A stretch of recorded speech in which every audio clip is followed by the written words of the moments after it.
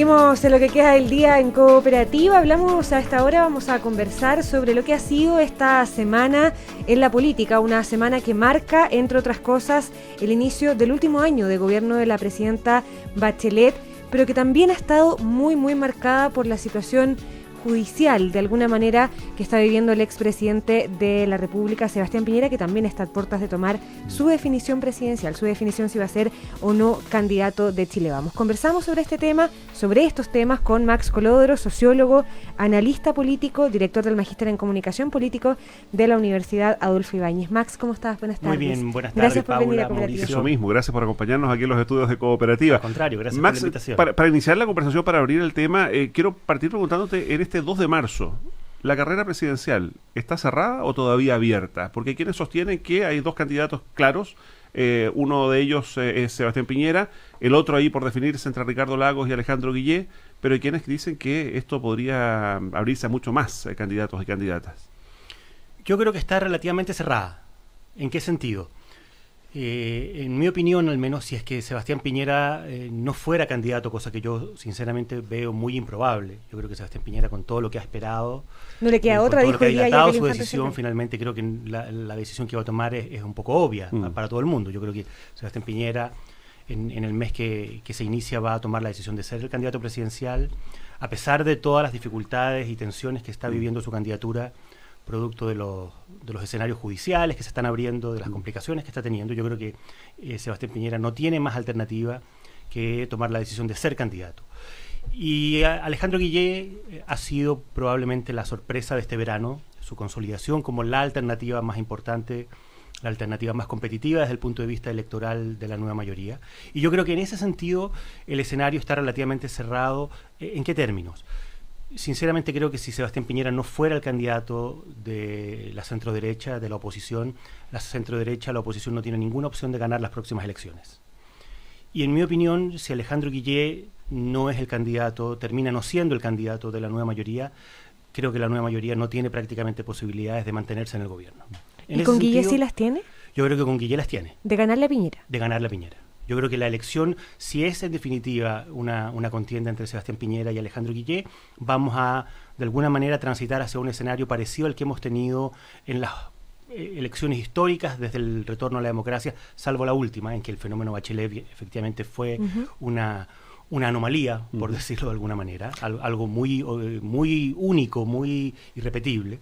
Pero yo creo que vamos a estar, si es que los candidatos son en definitiva los que yo creo que son los más probables, Alejandro Guillé por la nueva mayoría y Sebastián Piñera por la oposición, vamos a estar en un escenario de una contienda muy estrecha que se va a definir por 200.000, 250.000 votos, como ha ocurrido desde el 99 en adelante. Ahora, Max, la situación del expresidente Sebastián Piñera, particularmente por esa condición, que es la condición que también comparte Ricardo Lagos, tiene que dar generalmente bastante más explicaciones que un candidato que no ha sido presidente nunca o que no ha tenido un cargo de esa relevancia nunca. Y ahora en el caso de Sebastián Piñera se suma esto que estamos viendo, que ya ha tenido que salir en los últimos 7 meses al menos 3 veces a explicar qué pasa con algunos de sus negocios. ¿Puede esta ser una situación distinta para Piñera a la que ya ha vivido antes con otros negocios, con LAN, con Colo Colo? Yo creo que lo está haciendo. Lo está haciendo entre otras cosas. ¿Por qué? ¿Por el alcance judicial? ¿Por el alcance que puede tener la investigación? ¿Por qué? Primero por el alcance judicial, efectivamente. Yo creo que los temas son temas que complican desde el punto de vista judicial. Yo, sinceramente, no descarto, lo he dicho públicamente, no descarto que Sebastián Piñera termine siendo un candidato formalizado. Creo que las posibilidades hoy día, con el actual sistema procesal penal, de que se abra una formalización es muy alta. No se requieren muchas condiciones para que eso ocurra. La formalización en estricto rigor es una condición que debiera beneficiar, no comunicacionalmente, pero al menos desde el punto de vista procesal, a los imputados, a los inculpados. Es una garantía del inculpado, en definitiva. Y creo que, dado los antecedentes que se están conociendo y dada la espiral de informaciones que está apareciendo y el antecedente de que Sebastián Piñera tiene una cantidad de intereses y de inversiones. Pero los intereses hasta acá no le han hecho mella, no lo hicieron cuando salió electo presidente, no lo han hecho tampoco en las encuestas. Digo, los intereses de Sebastián Piñera, no estas situaciones. Yo creo que la opinión pública hoy día tiene una sensibilidad distinta para estos temas, distinta a la que había el 2010, el 2009. Cuando fue electo presidente. Exactamente, yo creo que hoy día ¿Y por qué estamos... no se ha reflejado en las encuestas, por ejemplo?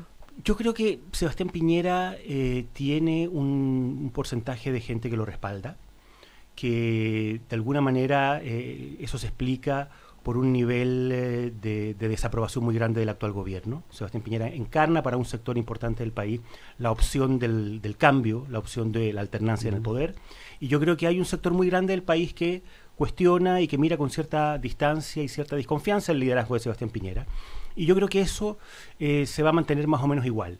Lo que sí creo que puede eventualmente cambiar la situación de Sebastián Piñera es que efectivamente termine formalizado en alguna de las aristas que están hoy día en curso investigándose y eventualmente alguna de las que se abran más adelante, que yo creo que eso es algo que inevitablemente va a ocurrir. Es decir, vamos a estar conociendo sistemáticamente nuevas aristas, nuevos problemas, nuevas tensiones asociadas a las distintas inversiones que Sebastián Piñera tiene en el país. Antes de volver a Alejandro Guillé, ¿en qué escenario queda Ricardo Lagos?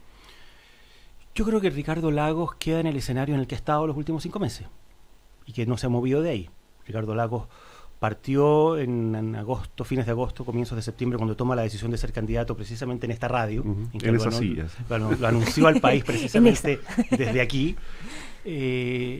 A partir de ese momento, las evaluaciones públicas que se hicieron mostraban a Ricardo Lagos en torno al 5%. Eso ya a prácticamente 6 meses del inicio de su campaña no ha variado nada. Y si es que ha variado, ha sido para peor.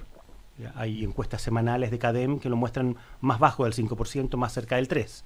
Y por lo tanto, yo creo que la candidatura de Ricardo Lagos tiene un problema estructural que probablemente da para mucho análisis, tratar de entender qué es lo que le pasó al liderazgo de Ricardo Lagos en estos años, por qué perdió sintonía con el país. Hay una cuestión generacional, no digo de edad, pero sí generacional, de una falta de sensibilidad, de conexión con una manera de ver el mundo, de entender la política, de entender lo que es el liderazgo político, la conexión con la ciudadanía. Hay una pasada de cuenta a Ricardo Lagos en el sentido de que Ricardo Lagos terminó paradójicamente siendo el niño símbolo de un conglomerado político, de una etapa de la vida política del país, que es la etapa de la concertación, que de alguna manera es muy cuestionada hoy día por los sectores que conforman la nueva mayoría. O sea, la paradoja de Ricardo Lagos hoy día, ¿cuál es? La paradoja es que Ricardo Lagos pretende ser el candidato de la nueva mayoría. Y Ricardo Lagos representa a una coalición que está en el centro de la crítica, que explica el por qué la concertación dejó de existir y pasó a llamarse nueva mayoría. Entonces es muy complicado que Ricardo Lagos pueda ser el candidato de la nueva mayoría cuando la nueva mayoría se explica a sí misma en función de sus críticas a lo que fue el Chile de la transición. Ahora, Max, y el Chile de la concertación. Cuando tú decías antes, estamos conversando con Max Colodro, sociólogo, analista político, director además del Magíster en Comunicación Política de la Universidad Adolfo Ibáñez. Cuando tú dices que la nueva mayoría no tiene otra opción de tener hasta el momento no la tiene. Alternativa de quedarse con el gobierno, de mantenerse en el gobierno, que Alejandro Guillé, desprendo de eso que Carolina Goich tampoco, que es la última, y la menciono a ella porque es la última a irrumpir en el escenario de la nueva mayoría. ¿Cuál es el escenario en el que entra Carolina Goich? ¿A qué entra Carolina Goich? Yo creo que Carolina Goich expresa los altos niveles de desafección y de distancia que hay hoy día en un sector importante de la democracia cristiana con el actual gobierno, con la coalición oficialista y particularmente con el propio liderazgo de Alejandro Guillé. Hay una distancia fuerte, hay una resistencia en un sector importante de la democracia cristiana a apoyar a Alejandro Guillé como eventual carta de la nueva mayoría, y yo creo que eso es lo que se está expresando en esta irrupción de Carolina Goich. Pero Carolina Goich, de alguna manera, su nombre estaba, al menos sonando en el ambiente, no oficialmente, pero era una alternativa que el país conoce, que el país conocía, y aún después de su proclamación, de su autodefinición de la semana pasada, Carolina Goich sigue en el 1% de la intención de voto. Ahora, ¿y la idea, de llegar a primera vuelta con una candidatura se ve como algo viable o definitivamente es algo poco realizable? Yo lo veo políticamente complejo, por decirlo delicadamente. O sea, romper la nueva mayoría. La opción de llegar a la primera vuelta, en este caso, implicaría que la democracia cristiana decide ir por fuera de una coalición que va a escoger a su candidato en una primaria. Varios partidos que van a escoger a su candidato en una primaria, que son las primarias oficiales de la nueva mayoría, y la democracia cristiana sola decide irse por fuera y competirle a la propia nueva mayoría. Eso en estricto rigor es salirse de la coalición, salirse de dejar de pertenecer al oficialismo. La otra alternativa, que es un poco la que mencionaba ayer Carlos Uneus, hoy día Sergio Muñoz en la tercera, es la alternativa de que todos compitan en primera vuelta. Y esa alternativa nos pone inmediatamente en un escenario completamente insólito, que es que eventualmente el oficialismo podría tener 4 candidatos presidenciales en primera vuelta. Ahora, volviendo a Chile Vamos y volviendo a la figura de Sebastián Piñera, se comentaba hoy que el expresidente estaría evaluando la posibilidad de anunciar su decisión después de los consejos de los partidos. Los partidos habían dicho que la UDI, de hecho, sin ir más lejos, había adelantado su consejo para eventualmente proclamar a Piñera, para que esa decisión se acelerara. ¿Qué significaría eso para los partidos? Porque finalmente estarían entregando un cheque en blanco. ¿A qué?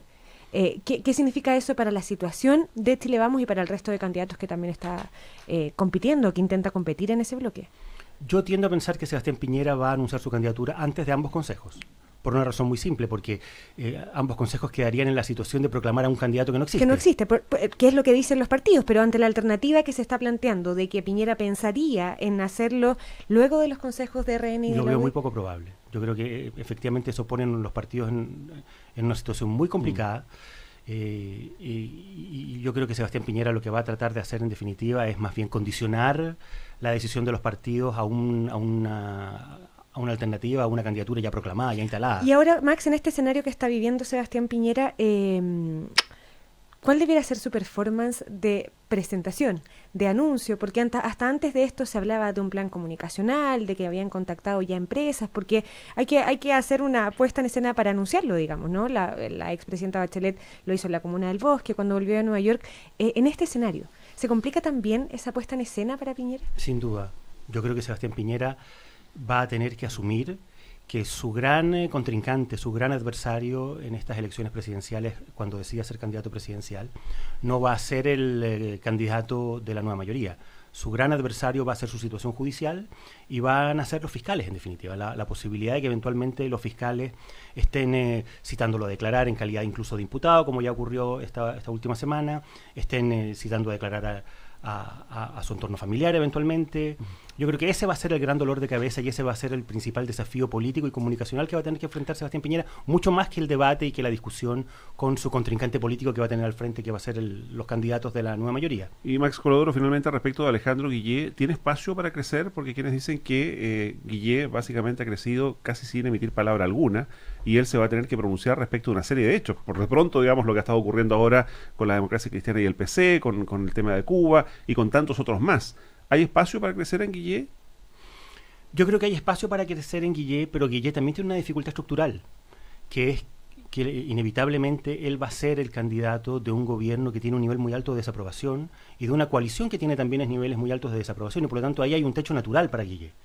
Guillé yo creo que está llegando ya a una performance óptima, por decirlo de alguna manera, en el sentido de que está lo mejor que puede estar.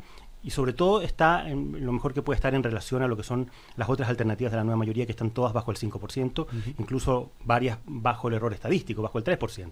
Entonces, claro, Alejandro Guillé está en una buena posición para consolidarse como la alternativa principal, probablemente la única alternativa con opciones de ganarle a Sebastián Piñera en una elección frente al resto de los candidatos de la nueva mayoría. Pero también en el momento de las definiciones podría perjudicarlo, podría favorecerlo. Yo creo que eso, claro, va a ser un desafío importante, pero yo creo que Alejandro Guillé es un buen periodista, es un buen comunicador y por lo tanto hasta el momento no ha necesitado hacer definiciones y eventualmente puede no necesitarlas. Ya, pero este año no lo necesita tampoco empezando el año electoral. Bachelet no las necesitó el 2013. Ya, y la situación de Guillé con el refichaje de su partido, por ejemplo. No, ese es un problema mayor y como hemos visto hoy día... Que también es de Lagos, que en el Partido por la Democracia. La cosa se sigue complicando para los partidos. Hoy día ya siguen había... elevando las exigencias. Claro, dudas de que eventualmente los partidos que quieran presentar un candidato presidencial van a tener que duplicar la cantidad de inscritos, llegar a 38.000, es decir, se pone en un escenario más complicado, cosa que a mí a estas alturas la verdad me parece insólito. O sea, que el CERVEL todavía a un mes de cerrado el plazo para el refichaje, esté todavía explicando, modificando, precisando los criterios para el refichaje de los partidos, me parece que es casi, no sé, el CERVEL fue el que entregó el Oscar a la mejor película, parece, realmente, porque es realmente sorprendente que a un mes del cierre del proceso estemos todavía tratando de entender cuáles son los requisitos. Ya, pero ¿el problema es del CERVEL o de partidos políticos que debieran validarse de alguna forma también ante la ciudadanía? O sea, ¿cómo uno conseguir las firmas que les están pidiendo? No, yo estoy de acuerdo. El tema de las firmas es un problema de los partidos políticos. Hay aparentemente un problema de ambigüedad o de laxitud en la ley que se aprobó, pero también el CERVEL debió haber dejado y precisado la interpretación clara, precisa respecto de la norma, para que no estemos a 30 días del cierre del plazo sabiendo o intentando saber cuáles son en definitiva las condiciones y los requisitos. Es Max Colodro, sociólogo, analista político, director del Magíster en Comunicación Política de la Universidad Adolfo Ibáñez. Esta tarde conversando con nosotros en el inicio de un año bien particular para la política chilena, el último de la presidenta Bachelet, un año de elecciones presidenciales y un año de elecciones también parlamentarias. Max, muchísimas gracias otra vez por venir a Cooperativa. Gracias a ustedes, buenas tardes. Que te vaya muy bien. Nosotros nos vamos a una breve